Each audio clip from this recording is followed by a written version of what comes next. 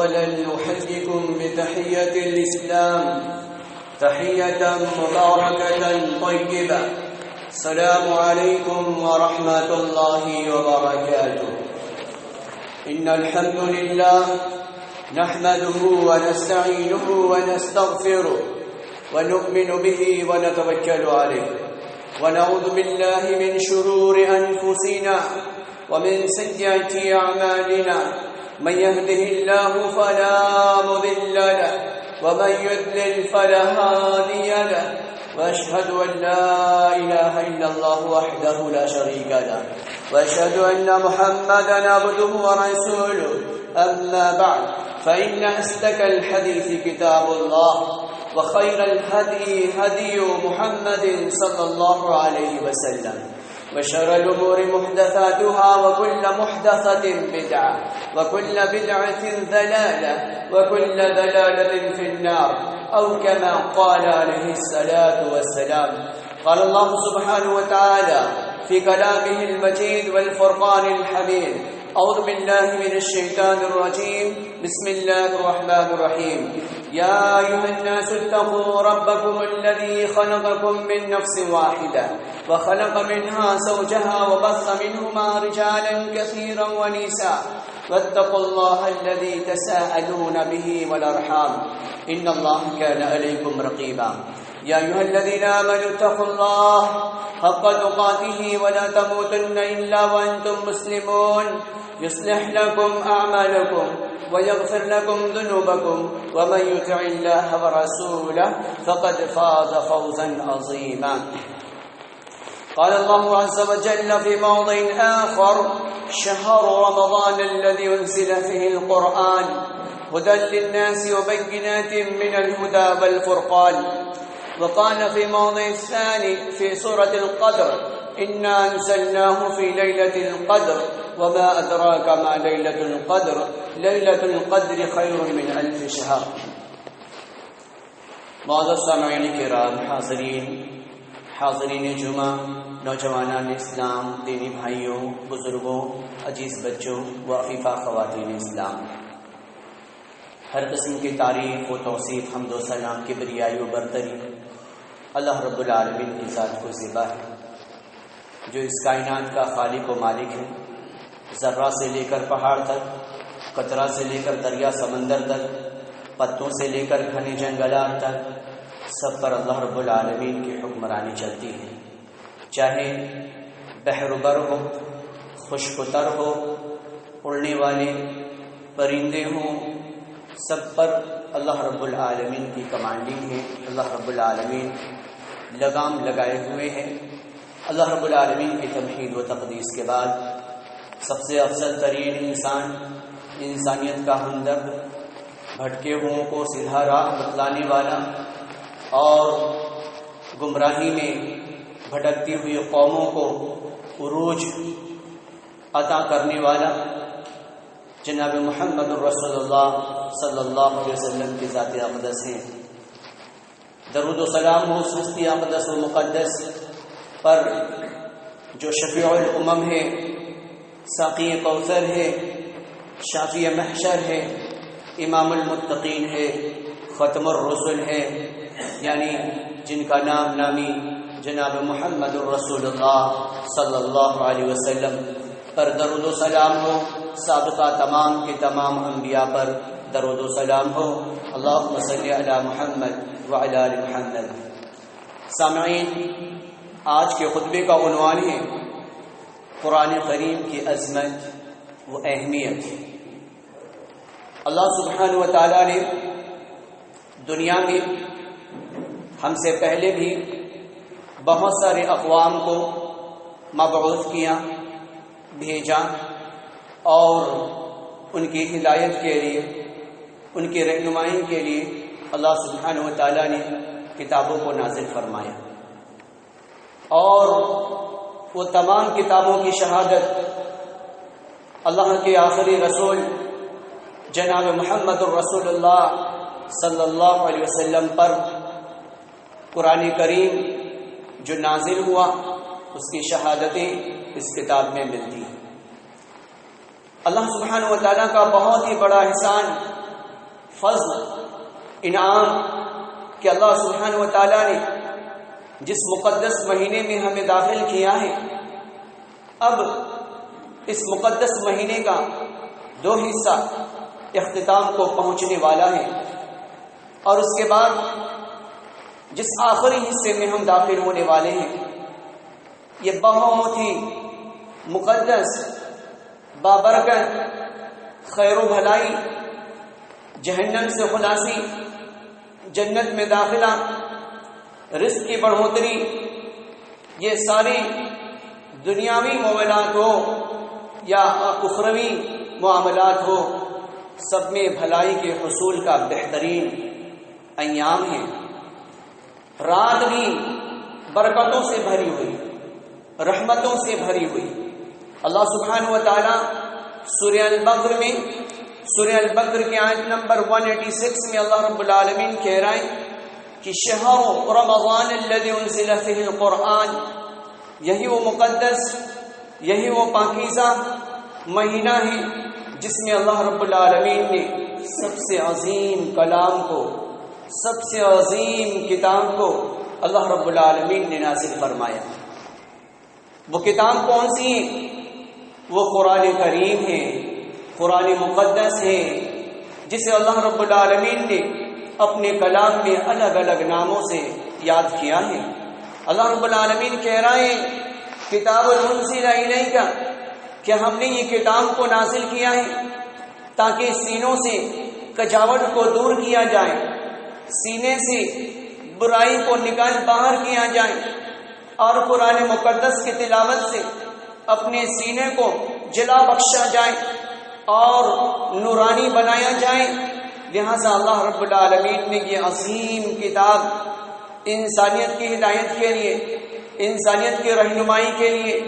بھٹکے ہوئے لوگوں کو سیدھے راستے پر لا کر کھڑا کرنے کے لیے اللہ رب العالمین نے یہ کلام کو نازل فرمایا۔ یہ وہ مقدس مہینہ ہے جو ہم سے بڑی تیزی کے ساتھ گزر رہا ہے۔ دوسرے عشرے کے ختم ہونے میں صرف 2 دن باقی رہ گئے،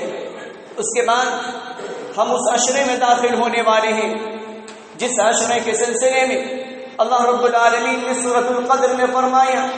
انا انزلناہ فی لیلۃ القدر۔ اب مہینہ تو ہمیں پتہ چل گیا کہ کس مہینے میں اللہ رب العالمین نے اس کلام کو نازل فرمایا۔ اب اس رات کو بھی سنتے چلیں جس رات میں اللہ رب العالمین نے اس قرآن کو نازل فرمایا۔ وہ شب برات کی رات نہیں تھی، وہ اسراء والمعراج کی رات نہیں تھی، یا عید میلاد النبی جس رات میں منایا جاتا وہ رات نہیں تھی، بلکہ وہ مقدس رات، وہ پاکیزہ رات، وہ بھلائی والی رات، وہ رحمتوں والی رات، وہ فرشتوں کی دعاؤں والی رات، وہ رات ہے جو 2 دن کے بعد ہمارے سروں پر سایہ پگڑ ہونے والا ہے، جسے ہم اور آپ لیلۃ القدر کے نام سے یاد کرتے ہیں۔ لیلۃ القدر کے سلسلے میں اللہ رب العالمین نے فرمایا کہ انا انزلناہ فی لیلۃ القدر، اس کلام کو ہم نے قدر والی رات میں نازل فرمایا،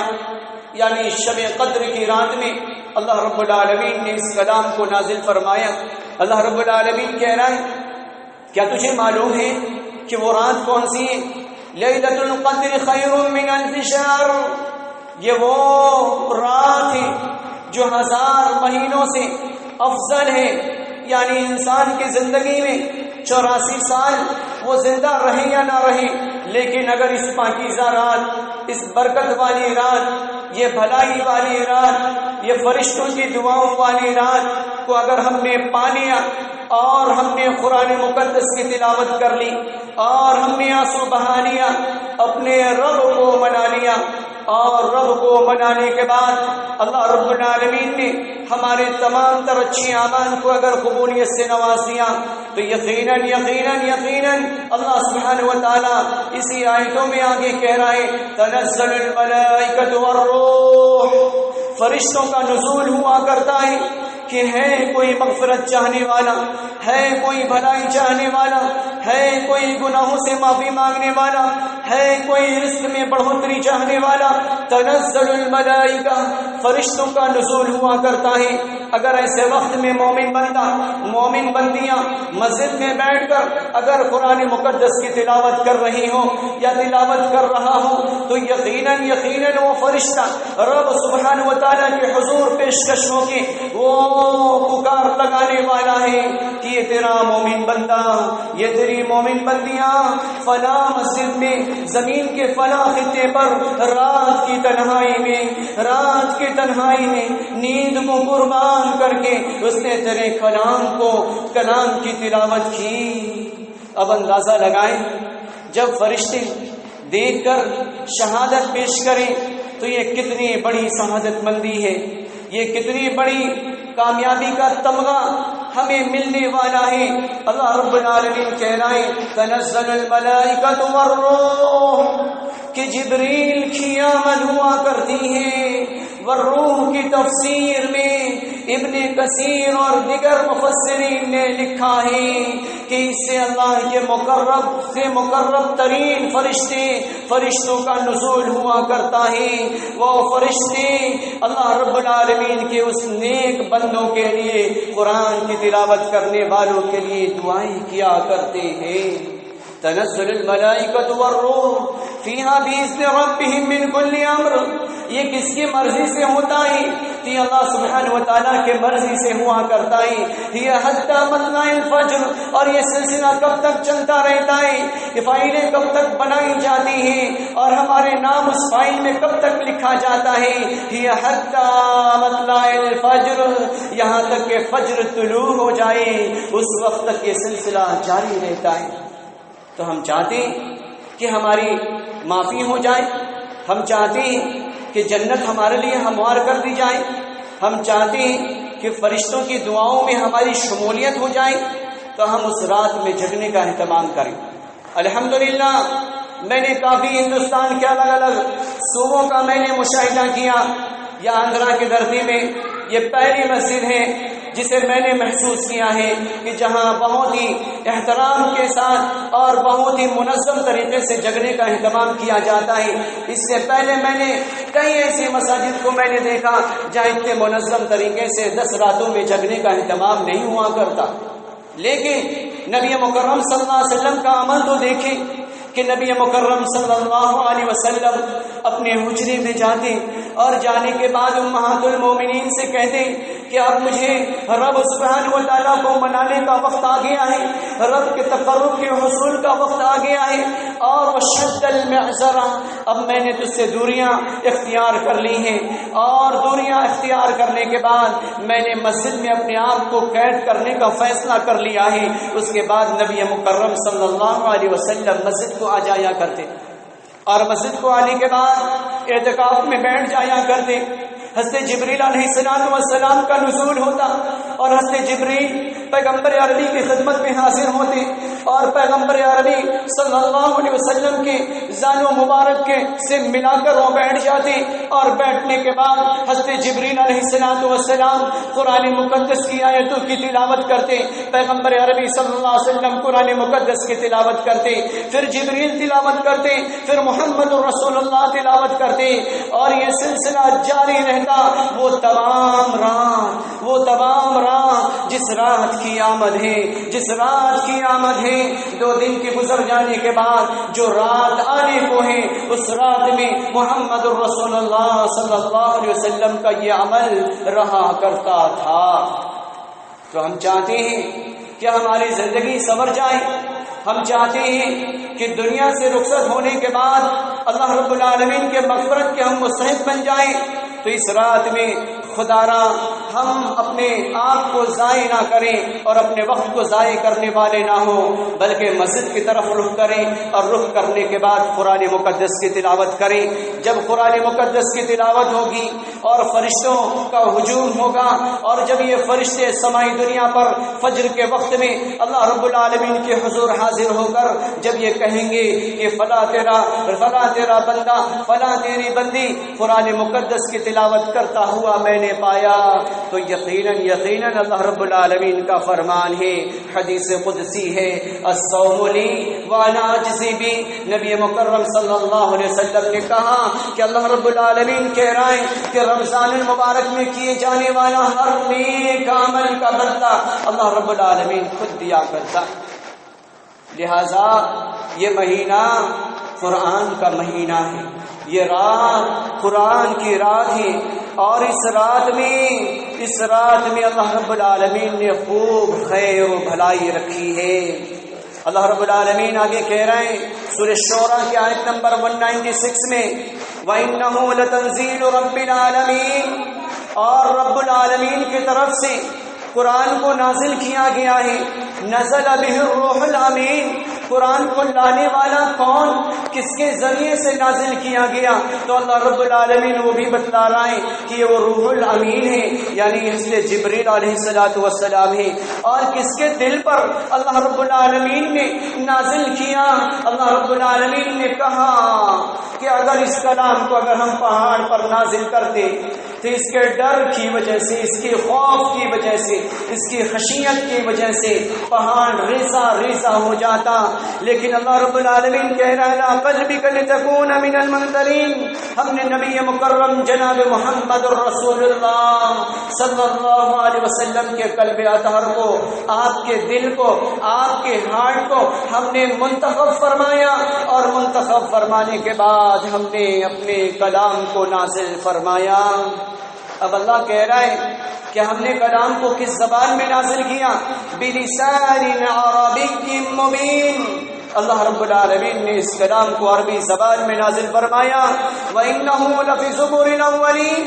اور یہ کلام ہے جس کلام میں تورات کی خبریں موجود ہیں، انجیل کی خبریں موجود ہیں، صحف ابراہیم کی خبریں موجود ہیں، اسماعیل کو ملنے والی کتاب کی خبریں موجود ہیں کہ ان لوگوں کے کارنامے کیا تھے، ان کی دعوتیں کیا تھیں، انہوں نے کس مشن کو آگے بڑھایا۔ یہ کلام و تمام کتابوں کا مجموعہ ہے،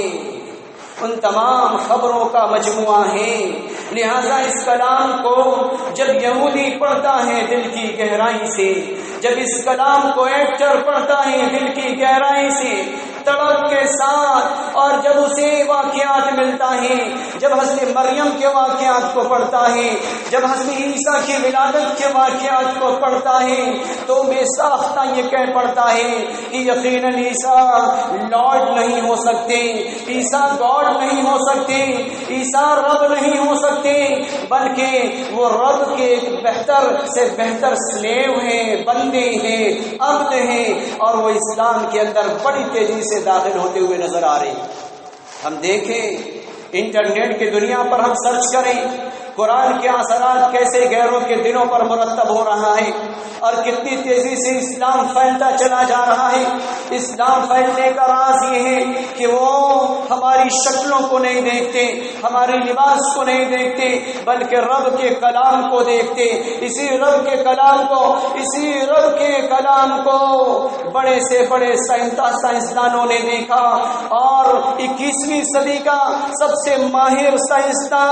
اسٹیفن ہاکنز اپنی کتاب کے اندر، یعنی وہ لکھتا ہے a brief of history of time کے اندر، کہ میں نے ریسرچ کیا اور میں نے تحقیق کیا اور سمائی دنیا کا میں نے جائزہ لیا، اور جائزہ لے کر میں نے یہ محسوس کیا ہے کہ وقت بھی ٹریول کرتی ہے۔ اور اس نے بلیک ہول کے سلسلے میں دریافت کیا، جس بلیک ہول کے سلسلے میں اللہ رب العالمین اپنے کلام کے سورہ فرقان میں اللہ رب العالمین جس بلیک ہول کا تذکرہ کر رہا ہے، اسٹیفن ہاکنگ یہ کہتا ہے کہ یہ ستارے، یہ سیارے گردش کرتے کرتے کرتے ایک ہول کے اندر سما جایا کرتے ہیں۔ رب جل جلال کے اس کلام پر قربان جاؤں، 1445 برس پہلے اس عرب کی وادیوں میں، جوہلا کے بیچ میں، بکریوں کے چرواہوں میں اور اونٹوں کے رکھوالوں کے بیچ میں رب سبحانہ و تعالیٰ نے اس کلام کو نازل فرمایا،